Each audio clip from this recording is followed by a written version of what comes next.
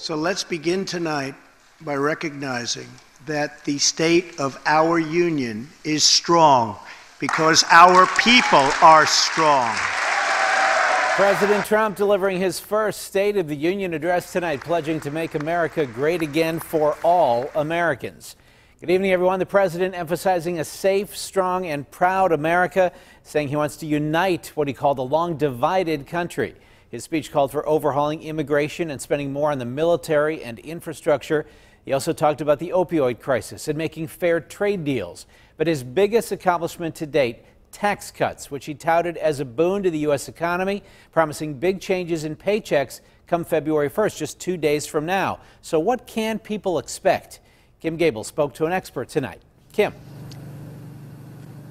Focusing on those economic gains made during his administration, the president tonight stood before a joint session of Congress and, of course, that live TV audience.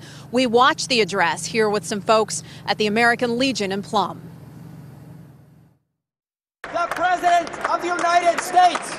President Trump's first State of the Union address, a chance to rally the American public and bolster approval ratings.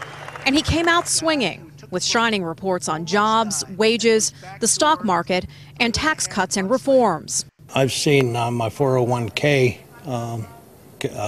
do a considerable uplift. I like the tax reform, and I think the economy, from what I can tell, I'm not a retail mogul, but it seems like it is picking up.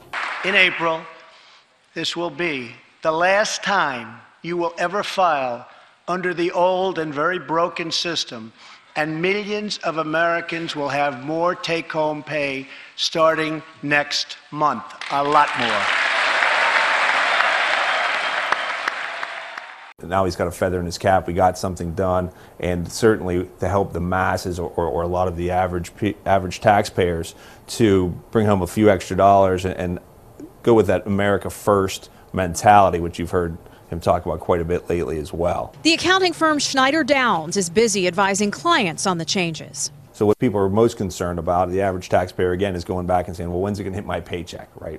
When am I going to see more dollars in my take-home? So those tables are available now, and the IRS has prompted employers to utilize those tables as soon as possible, no later than February 15th. So we should see some paychecks increasing in the near term. But the partisan divide runs deep, and some worry it's a rift too challenging to repair. I see the president as a figurehead, and the government is Republicans and Democrats, and if they can't come together, then nothing's going to happen.